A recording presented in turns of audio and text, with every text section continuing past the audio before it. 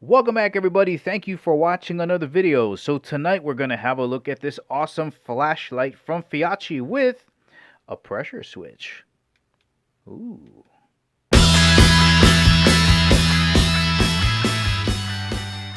And of course, before getting started, I just want to say thank you to the great folks out at Feyachi Outdoors for sending me this flashlight to review. Let's get started. And as always, let's begin with the size reference so you get a better idea for what this flashlight might feel like in your hand. So here it is next to a large permanent marker. Pretty close, definitely the same length, just a little bit smaller in terms of diameter. And the overall length of the flashlight coming in at just about 5.5 inches. Alright, let's get you a weight reference with the battery installed, coming in at right around 5.4 ounces. And just in case you're wondering, that weighs almost as much as 6 AA batteries. And now you got a good idea for what that's going to feel like in your hands. Just want to give you an idea for the lens diameter as well. So that's about the same size as a US quarter. In your packaging, you will receive one flashlight and of course the pressure switch. And they've also decided to include a tail cap just in case you want to use the flashlight as a regular flashlight. So it's a rear clicker here. And then you get two 18650 batteries rated at 2200 milliamps.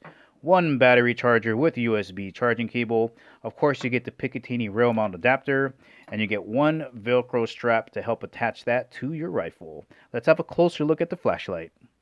Alright, we have a 6061 T1 aluminum housing for this flashlight.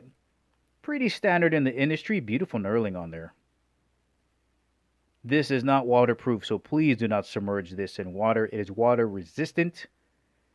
IP65. Right, we have some ears up here in case you need to use this as an impact device. You'll probably damage the flashlight, so I wouldn't recommend doing it. But if you wanted to, that's what these ears up here are for. We have a smooth reflector on the inside, which is really going to help focus that hotspot. We're going to see that in just a second. And if you're wondering about that LED down there, it's a Cree XPO V6, so that's a pretty decent Cree LED. It's going to give you about 1200 lumens. Operation is very simple.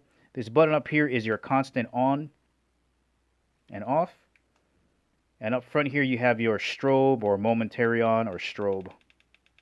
Just in case you need it for a short amount of time. Very basic, very simple flashlight, just how I like them. Alright, this is what your Picatinny flashlight adapter is going to look like. You're going to unscrew these bolts, put the flashlight in, tighten it back down, and then you're going to use this right here to attach to your Picatinny rail. Alright, so this is what the typical flashlight setup might look like on a quad rail. I am right-handed, so I have the flashlight on the right-hand side.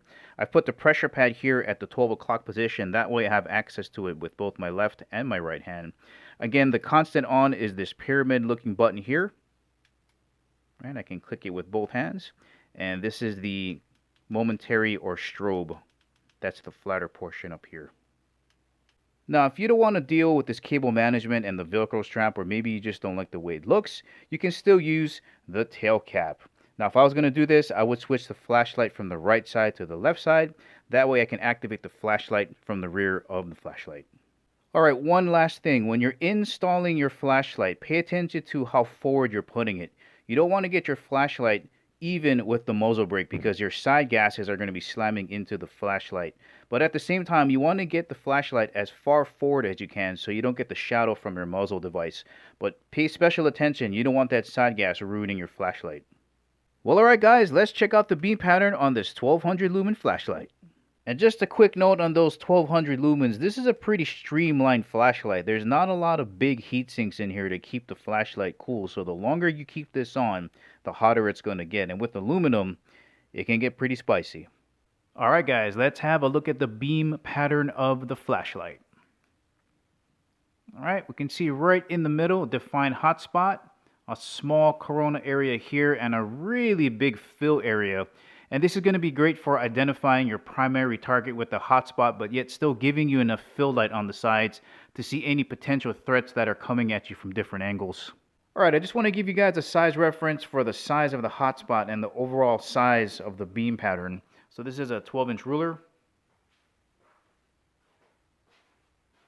Alright, the last thing I want to show you guys is what this flashlight's beam pattern is going to look like when you're going down a hallway. Right here we can see the hotspot just kind of leading the way there, and wherever you aim that, that's going to be your primary target. And you can see just how nice the spill light fills up the area.